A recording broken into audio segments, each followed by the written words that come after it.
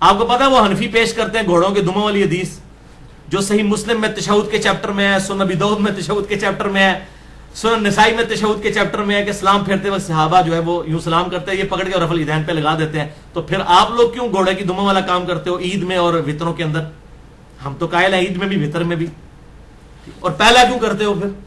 تو جس طریقے سے وہ آدھی حدیث بیان کرتے ہیں جابر بن سمرہ کی صحیح مسلم, میرا مسئلہ نمبر 70B سن لیں, رفع الیدین سے متعلق فرقہ وارانہ نظریات کا تحقیقی جائزہ. یہ آدھی حدیث یہ لوگ بھی بیان کرتے ہیں, یہی غلام مصطفیٰ ظہیر صاحب جنہوں نے خصائص علی پہ حکم لگائے ہیں, میں ان کی بڑی عزت کرتا ہوں, لیکن انہوں نے بھی ایک علمی میں سمجھتا ہوں خیانت کی ہے, وہ میں پوائنٹ آؤٹ کر دیتا ہوں. خیانت کا لفظ میں بول رہا ہوں, آپ کو بھی اندازہ ہو جائے گا کیوں بولا میں نے.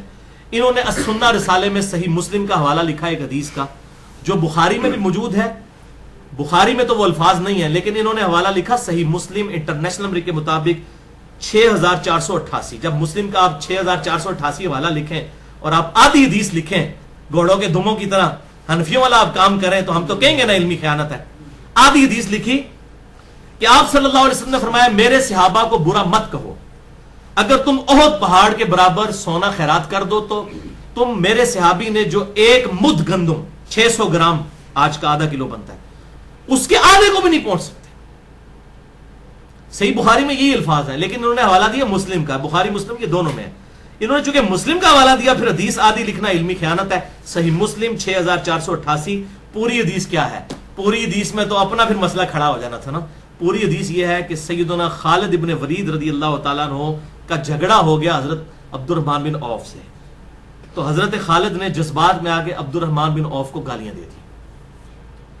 تو رسول اللہ صلی اللہ علیہ وسلم غصے میں آئے, آپ نے حضرت خالد ابن ولید کو ڈانٹ کر کہا کہ خالد تم اب بعد میں مسلمان ہونے والے یعنی جو لوگ ہو, کیونکہ خالد ابن ولید اس وقت مسلمان ہوئے جب اسلام کا گولڈن پیریڈ شروع ہو چکا تھا, اور عبد الرحمن بن عوف تو پہلے دن کا سپاہی تھا, اس نے تو حضور کے ساتھ مارے کھائی ہوئی تھی, مکی دور اور اتنا مشکل ٹف دور دیکھا ہوا تھا. تو رسول اللہ صلی اللہ علیہ وسلم کو اس احساس سامنے ہوا, خالد تو میرے صحابہ کو, حالانکہ خالد صحابی نہیں تھا. یہ ہے پوائنٹ کی بات, خالد صحابی نہیں تھا, اس کو کہہ رہے تو میرے صحابہ کو گالیاں مت دے, اور اگر اب تو احد پہاڑ کے برابر سونا بھی خیرات کر دو نا تم لوگ بعد میں مسلمان ہونے والے, تو میرے وہ صحابہ سابقون الاولون. اسی لیے میں نے وہ بتایا درجات ہے بھائی, سارے برابر نہیں ہیں.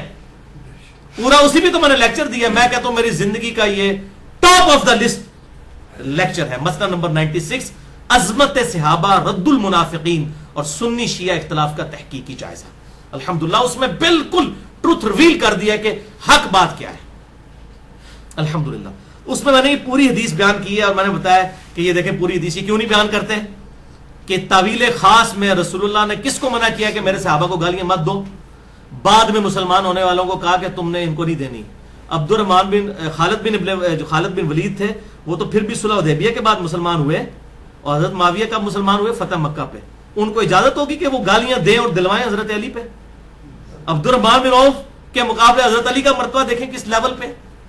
تو اس لیے چھپاتے تھے اندر کی بات ہو, میرے صحابہ کو گالی مت دو, میرے صحابہ کو گالی مت دو, اور بھائی پوری گال دسو مت رو.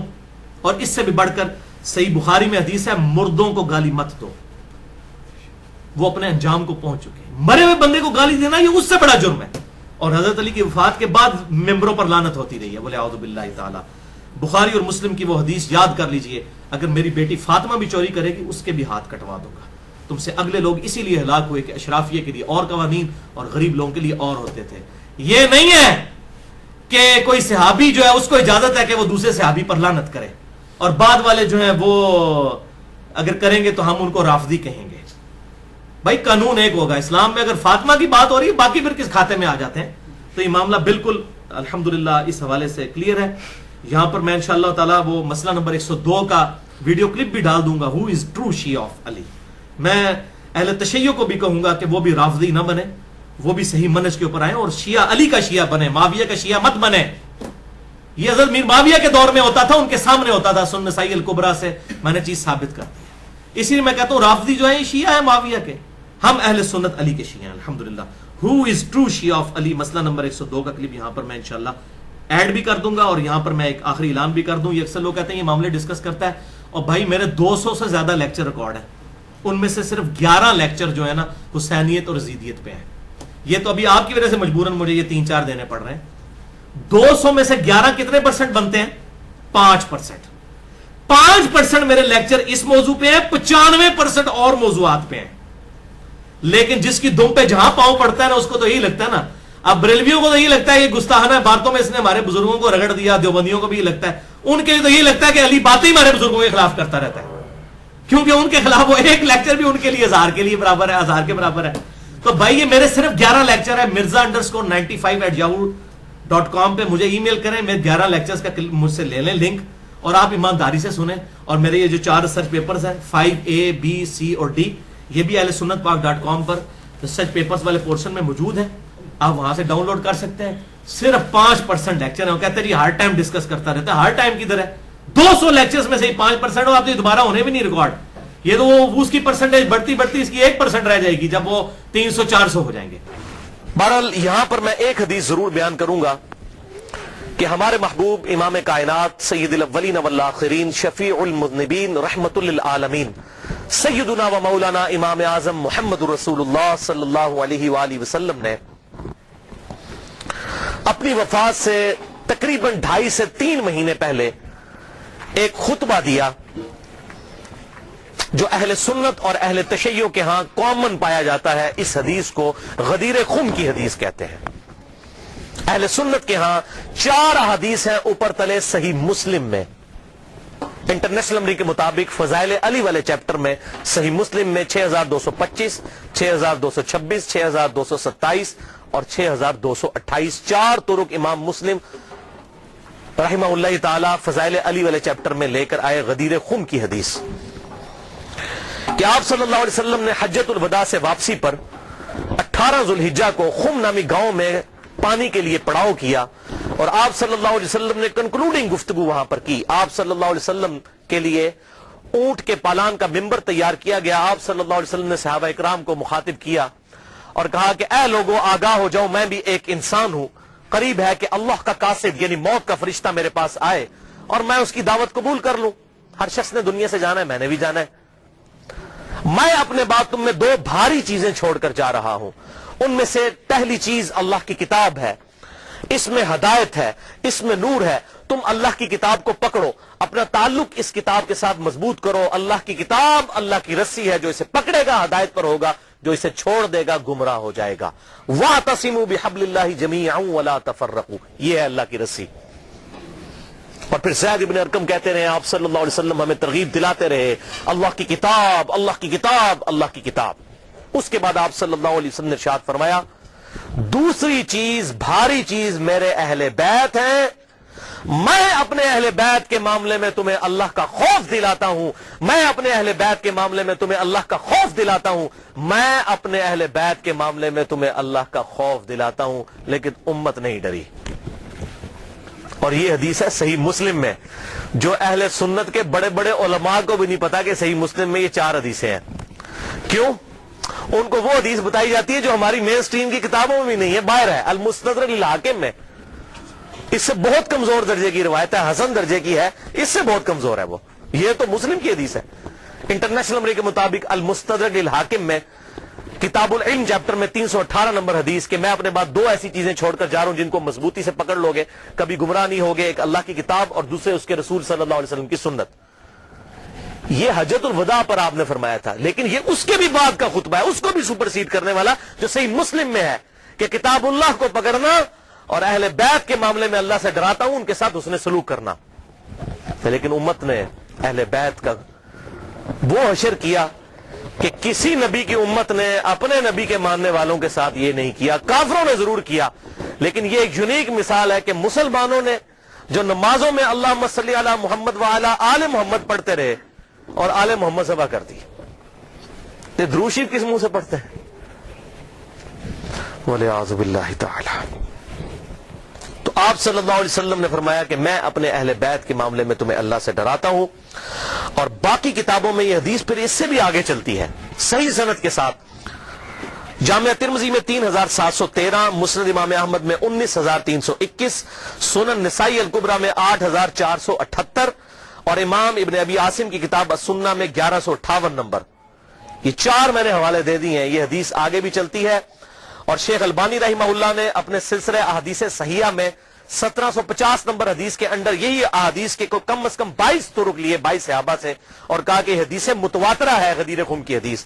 اور شیخ زبیر علی زئی صاحب نے بھی مشکات کی تحکیم کے دوران 6091 نمبر حدیث اور 6103 نمبر حدیث کے فٹ نوٹ پہ لکھا کہ یہ حدیث متواترہ ہے غدیر خم کی حدیث، جو آگے بھی چلتی ہے کہ پھر آپ صلی اللہ علیہ وسلم نے سورۃ الاحزاب کی آیت نمبر 6 تلاوت کی، النبی اولا بالمؤمنین من انفسہم وازواجہ امہاتہم. نبی صلی اللہ علیہ وسلم مومنین کی جانوں پر ان کی جانوں سے بڑھ کر حق رکھتے ہیں، اور نبی کی بیویاں امت کی مائیں ہیں. پھر آپ صلی اللہ علیہ وسلم نے صحابہ کرام سے مخاطب ہو کر کہا غدیر خم پر، اے میرے صاحب اس آیت کی روشنی میں کیا تم گواہی دیتے ہو کہ اللہ تمہارا رب ہے؟ سب نے کہا بلا یا رسول اللہ، کیوں نہیں یا رسول اللہ صلی اللہ علیہ وسلم. پھر آپ صلی اللہ علیہ وسلم نے فرمایا کہ کیا تم اللہ اور اس کے رسول کو سب سے بڑھ کر محبوب رکھتے ہو اس آیت کے تحت؟ سب نے کہا یا رسول اللہ کیوں نہیں. پھر آپ صلی اللہ علیہ وسلم نے مولا علی کا ہاتھ پکڑا وہاں پر غدیر خم پہ اور یوں صحابہ کے درمیان بلند کیا. پھر آپ نے کہا من کنت مولاہ فہذا علی مولاہ. پھر جو مجھے دلی محبوب رکھتا ہے وہ علی کو بھی دلی محبوب رکھے، جس کا مولا میں اس کا مولا علی. اور پھر اسی حالت میں آپ نے فرمایا اے اللہ اس سے محبت رکھ جو علی سے محبت رکھے، اس سے بغض رکھ جو علی سے بغض رکھے. اس موقع پر آپ صلی اللہ علیہ وسلم نے ارشاد فرمایا. تو مولا کا مطلب ہے دلی محبوب، مشکل کشا، حاجت روا نہیں. مولانا ہم اپنے مولویوں کو جو کہہ رہے ہوتے ہیں مولانا، اس کا کیا مطلب ہوتا ہے؟ ہمارے دلی محبوب. قرآن میں آیا سورہ تحریم کی آیت نمبر 4 میں فَإِنَّ اللَّهَ هُوَ مَوْلَاهُ وَجِبْرِيلُ وَصَالِحُ الْمُؤْمِنِينَ. نبی کا مولا ہے اللہ، جبریل، ایمان والے اور تمام فرشتے نبی کے مولا ہیں، اور نبی ان کے مولا ہیں دلی محبوب. جو مولا کا مشکل کشا والا معنی ہے وہ اللہ کے لیے خاص ہے. یہاں پر معنی آپ دیکھیں کیا کہا کہ میں تم پر تمہاری جانوں سے بڑھ کر حق رکھتا ہوں، دلی محبوب. النبی اولا بالمؤمنین، نبی اولا ہے. اولا مولا یہ تمام الفاظ دلی محبوب کے لیے، جگری یار کے لیے.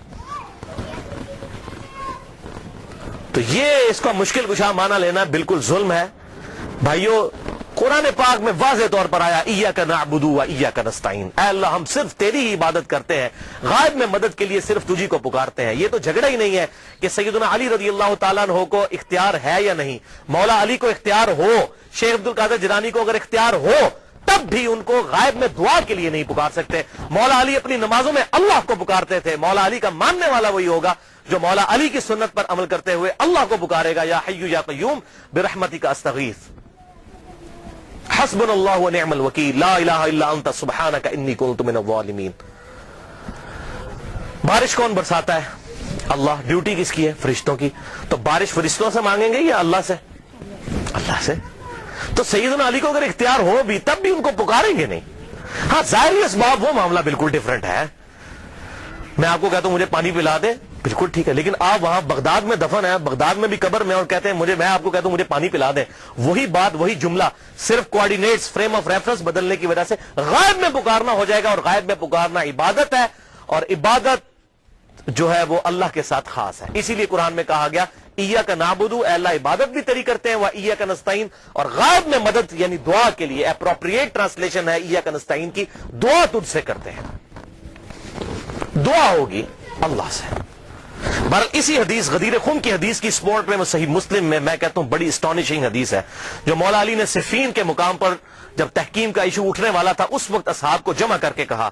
صحیح مسلم انٹرنیشنل نمبرنگ کے مطابق 240 نمبر حدیث، اور امام مسلم اسے کتاب الایمان والے چیپٹر کے اندر لے کر آئے ہیں کہ سیدنا علی نے کہا کہ اس ذات کی قسم کہ جس نے دانے کو پھاڑ کر اس میں سے اناج اگایا اور تمام مخلوقات کو پیدا کیا، نبی امی صلی اللہ علیہ وسلم نے مجھ سے یہ عہد لیا تھا کہ علی سے محبت نہیں رکھے گا مگر مومن، اور علی سے بغض نہیں رکھے گا مگر منافق. محبت علی از دا لٹمس ٹیسٹ آف ایمان. آج کسی کو چیک کرنا ہے کہ مومن ہے یا منافق ہے، دیکھ لیں مولا علی کی محبت ہے تو مومن ہے، اور مولا علی کا بغض ہے تو پکا منافق ہے. یہ شیعہ سنی کا مسئلہ ہی نہیں ہے، یہ تو بات ہی بہت آگے چلی گئی ہے. صحیح مسلم کتاب الایمان 240 نمبر حدیث کہ علی سے محبت نہیں رکھے گا مگر مومن، علی سے بغض نہیں رکھے گا مگر منافق. اور یہ پرٹیکولرلی دو ہی لوگوں کے بارے میں یہ بات آئی ہے.